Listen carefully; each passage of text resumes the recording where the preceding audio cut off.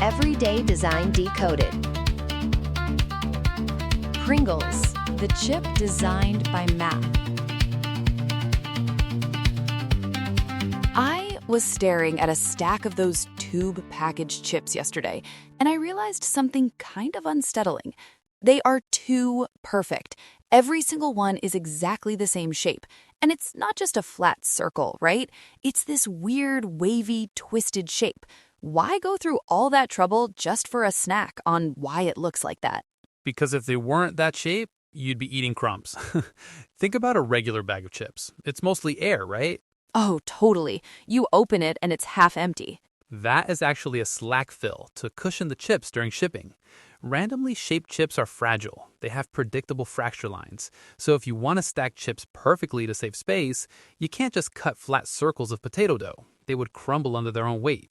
Okay, so they needed a shape that could support itself? Exactly. They needed a geometry that eliminates stress points. So engineers didn't just design a curve, they used a hyperbolic paraboloid. A hyper what now?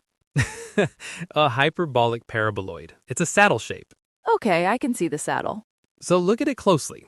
It curves up in one direction and down in the other. That double curvature is genius. Think of it like an eggshell. It's incredibly strong because the curve distributes the pressure. By curving the chip two ways at once, you prevent a crack from easily propagating across the surface. It locks the structure in place. That's wild. So the wave isn't for dipping, it's basically structural engineering? It is, but there is another reason, a hidden manufacturing constraint that actually dictated the shape even more than the breakage issue. Let me guess. Is it about how they fit in the can? Not quite. It's about getting them into the can. These chips are made on super high-speed conveyor belts. If you have a flat, light disk of potato dough moving that fast, do you know what happens? It acts like a frisbee? Precisely. It generates lift.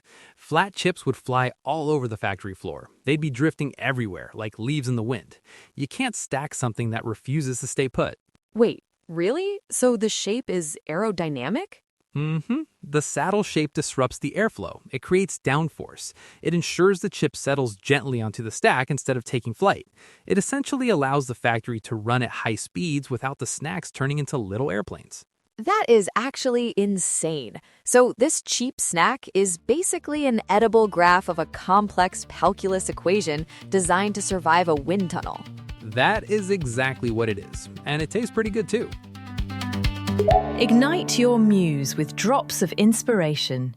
Search Musedrops.